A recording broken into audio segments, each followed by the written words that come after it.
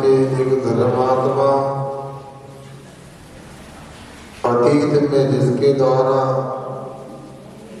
पाप होने से पापात्मा रूप जिसका जीवन विद्युत का भूतकाल में रहा, ऐसा धर्म कुमार और वह धर्म कुमार अपनी माँ के साथ में वह निर्धनता का जीवन यापन कर रहा है। अनेक प्रकार की प्रतिकूलता उसके पास में है। और आपको पता है वर्तमान में शीशबाग नगर में वह सेठ बलभद्र जी के यहाँ अब काम कर रहा है। वह बलभद्र जी की गौशाला में गाय के बछड़ों को घास खिलाने के लिए जंगल ले जाता है और माँ उन्हीं बलभद्र सेठ जी के यहाँ भोजन बनाने का काम करती है। ये हमारी चर्चा पिछले दिन हुई और आगे यहाँ कहा जा रहा है भाई बलभद्र सेठ के यहाँ माँ खीर तैयार करती है और कुशलता के साथ, जैसा कि उसे अकृत पुण्य के माँ के हाथ में जो कुशल रसोई बनाने का जादू है, जो कुशलता उसका परिचय देते हुए उसने चावल की खीर तैयार की। और आप जानते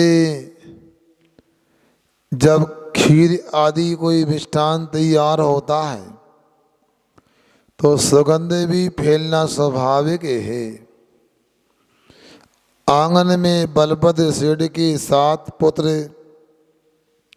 और आडवा ये अकृत पुण्य ये खेल रहे थे। और जैसे ही खीर की सुगंध आई तो वह गरीब माता मृष्टदाना का पुत्र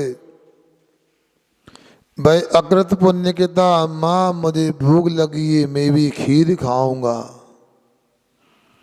बच्चे ही भोले वाले होते हैं, वो तो कसाय रहते ही होते हैं, ऐसा भी कह दे तो निषेध नहीं उसका, क्योंकि बच्चों की कसाय तो क्षणिक होती है।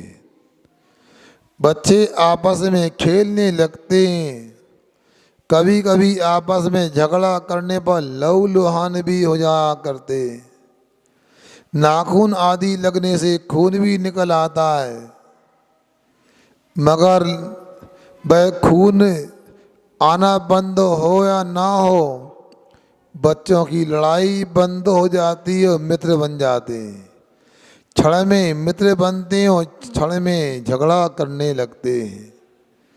बड़ों की तरह उनकी परिणति कसाय की नहीं होती। बड़े लोगों की कसाय भी इतनी बड़ी होती है, इस भव में तो चलती है, परभव में भी चलती रहती है। कभी कभी हम लोग कोई बात यदि अबुद्धि पूर्वक भी सामने वाले से हो जाए, कोई त्रुटि कोई गलती हो जाए तो हम गठान लगाते हैं, हम कई वर्षों तक कई भवों तक याद रखते हैं। मगर ऐसी बात बच्चों में नहीं होती, मगर बच्चे हैं आपस में झगड़ते भी हैं, ऊधम भी करते हैं, शैतानी करते हैं। बच्चे तो बच्चे होते हैं। यदि किसी परिवार में ये कहा जाए कि ये बच्चे ऊधम करते हैं तो ऐसी शिकायत करना बेईमानी होगी, क्योंकि यदि बच्चे उद्यम नहीं करेंगे तो कौन करेगा बताओ। बच्चे शोर नहीं करेंगे तो कौन करेगा। बच्चे उद्यम नहीं करेंगे तो दादाजी उद्यम करने आएंगे क्या। और बंधुओं, खेल खेल में उन बच्चों की 7 सेठ जी के पुत्रों की उस अकृत पुण्य से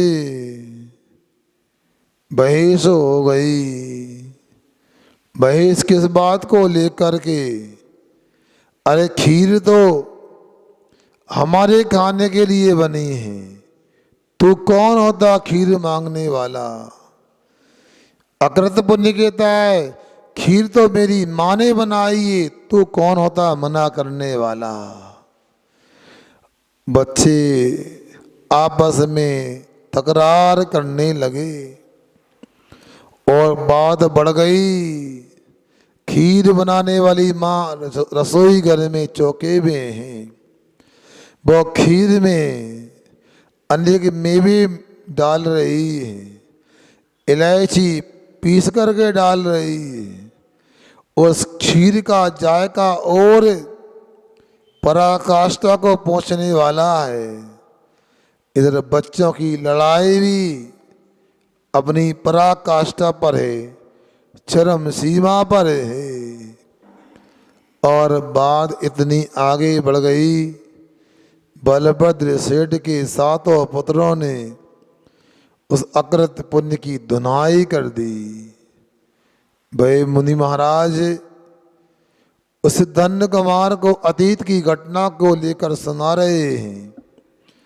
तूने जो निर्माल का सेवन किया था, जो तूने मंदिर के उपकरणों को बेच करके मांस भक्षण सुरापान आदि व्यसनों को किया था, और उसके माध्यम से जो पाप कर्म का ऐसा आसरा बंद हुआ था, ऐसा स्थिति अनुभाग बंद हुआ था, वो आज तक आपको अर्थात ग्वाले की पर्याय में भी उसको दंडित कर रहा था। ठीक भी है, एक बार में कमाता है व्यक्ति, कई दिनों तक खाता है। एक बार पापों को बिगाड़ता है, कई दिनों तक पाप का फल मिलता है। एक बार अच्छा काम करता है, कई जन्मों तक उसको अच्छा फल मिलता है, पुण्य का विपाक होता है। और बंधुओं, उस अकृत पुण्य को ऐसी पिटाई की 7 पुत्रों ने, ऐसी दुनाई की, अनेक अंगोपांग से लहू बहने लगा और रुदन करने लगा। उस अकृत पुण्य की रोने की आवाज बलभद्र सेठ जी के कानों में भी पहुंची और उस मिष्टदाना माता के कान में भी पहुंची। और शीघ्रता से आकर देखा क्या हो गया, और बच्चे की माँ देखती है इन सेठ जी के पुत्रों ने, ये बलभद्र मालिक के पुत्रों ने मेरे बच्चे की दशा क्या कर दी है। हाय मेरा कर्म, कब इससे पीछा छूटेगा। मैं तो देखो जब से ये गर्भ में आया तब से परेशान हूँ। क्या बताऊं, मेरी माँ का देहावसान हो गया, इसके पिताजी का, मेरे पति का देहावसान हो गया। रही सही कसरती संपत्ति पूरी समाप्त हो गई। नौकर मालिक बन गए और हम नौकर बन करके दर दर की ठोकर खा रहे। अब सोचो जीवन में एक ही तो सहारा है। स्त्री पर्याय बड़ी विडंबना पूर्ण है। उस अकृत पुण्य की माँ विचार करती है, जब स्त्री बाल अवस्था में होती है तो पिता की अधीनता स्वीकार करना होता है, पिता के अधीन होती है। जब युवा अवस्था होती है पति के अधीन होती है, जब वृद्धा अवस्था होती है तो पुत्र के अधीन होती है। अपने कर्म के विपाक को लेकर बड़ी उदास हो जाती है। आखिर मैं करूं तो क्या करूं? मैं यदि सेठ जी से कुछ कहती हूँ और सेठ जी कुपित हो गए तो मुझे नौकरी से निकाल देंगे। जैसे तैसे रोटी का प्रबंध होता है वह भी समाप्त हो जाएगा। इसलिए अब जो कुछ है, अब मैं कुछ नहीं, अभी तो वक्त है बेटे के शरीर से जो लहू निकल रहा है मरहम पट्टी करने का, उस पर मरहम लगाने का समय है। आंखों में आंसू आ रहे हैं और खीर की तैयारी को छोड़ करके अकृत पुण्य की माँ उसके घावों पर पट्टी लगा रही है। बलभद्र सेठ जी आते हैं, उनको अभी बड़ा दुख होता है। गरीब होना कोई अपराध थोड़ी है, नौकरी करना कोई पाप थोड़ी है। ये मेरे दुष्ट पुत्रों ने क्या दशा कर दी है, ये कोई तरीका थोड़ी होता है, ये इंसानियत नहीं होती है।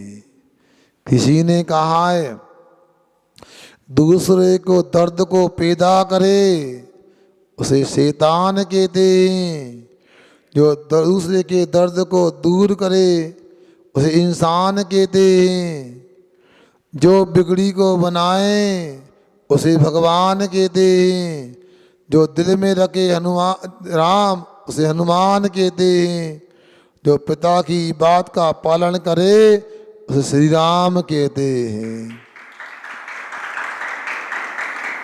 और इतना कष्ट, इतना दर्द मेरे दुष्ट पुत्रों ने दिया। बलभद्र सेठ जी की आंखें लाल हो गईं और उन्होंने मन बना लिया मेरे पुत्र हैं तो क्या, इनको ऐसी गंदी हरकत करने की छूट नहीं दे सकता हूँ। जो कह सकते थे अपने पुत्रों को सेठ जी ने कहा, ऊंची आवाज में डांट लगाई, उनकी पिटाई भी की, मगर क्या कर सकते हैं। उस मिष्टदाना बच्चे की माँ ने कहा सेठ जी क्षमा करो, जो होना था तो हो गया, ये भी हमारे पुत्र हैं, इनको दंडित मत करो, क्षमा कर दो, क्षमा करो, भूल जाओ। बलभद्र सेठ जी की आंखों में भी आंसू आ जाते हैं। आखिर इस भोले वाले बालक का क्या दोष है, इसको भूख लगी थी, आखिर इसने खीर ही तो मांगी थी ना। इसके मन में भाव खाने के आए, किसके नहीं होते। मेरा भी तो खीर खाने का मन था। इन दुष्टों ने जो किया उचित नहीं किया, अच्छा नहीं किया। उस बालक के सिर पर बलभद्र सेठ हाथ रखते हैं। हे धनकुमार, तुम्हारे जीवन में देखो कैसा ये संयोग चलता है। पुत्र पूर्व की पर्याय में लहू लुहान कर देते हैं, धुनाई और पिटाई कर देते हैं, जबकि उनके पिताजी अपना कृपा का हाथ तुम्हारे सिर पर रखते हैं।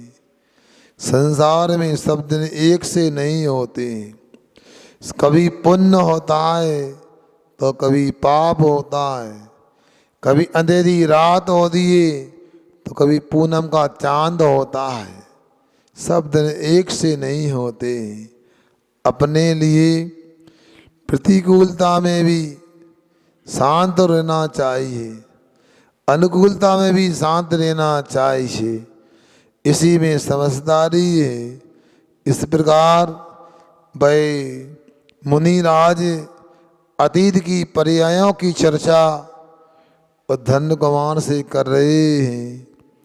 और बंधुओं, और क्या होता है आगे, उस बलभद्र सेठ ने दुखी मन से अपने बच्चों की ओर से क्षमा याचना की और निवेदन किया। ये बच्चा खीर की भावना लेकर के आपके सामने आ रहा था। इसने खीर खाने को मांगी थी, मगर बहन जी मेरे दुष्ट पत्रों का भारी अपराध है, ऐसा नहीं होता है। ये भी हमारा पुत्र की तरह है। आप ऐसा करो, गौशाला से दूध आया है और जितना चाहो उतना दूध ले जाओ और चावल ले जाओ, डब्बे की मिश्री पूरी ले जाओ, मेवे मिष्ठान ले जाओ। इस पुत्र को अपने घर पर अच्छे से खीर बना के खिलाओ और तृप्त करो। इस बालक के मन में खीर की इच्छा शेष न रह जाए। मरहम पट्टी का प्रबंध भी किया गया और दुष्ट पुत्रों ने मारा। खून की धार बह रही थी, रुई के माध्यम से पहुंचा गया, उस पर लेप लगाया गया और जहाँ जहाँ चोट आई थी उसका उपचार किया गया। आगे बंधुओं क्या होता है आपको अगली किस्त में जानकारी मिलेगी। अभी तो इतना ही समझता हूँ। आप लोग कल तक इंतज़ार करो। अब माँ ने बलभद्र सेठ के यहाँ तो खीर बना के रखाई और अपने मकान में जहाँ रहती है उस मकान में क्या होता उन चावलों का और क्या होता दूध के बर्तन का, अगली किस्त में आपको सुनने मिलेगा। आज इतना ही रखते हैं। अहिंसा परमो धर्म की जय।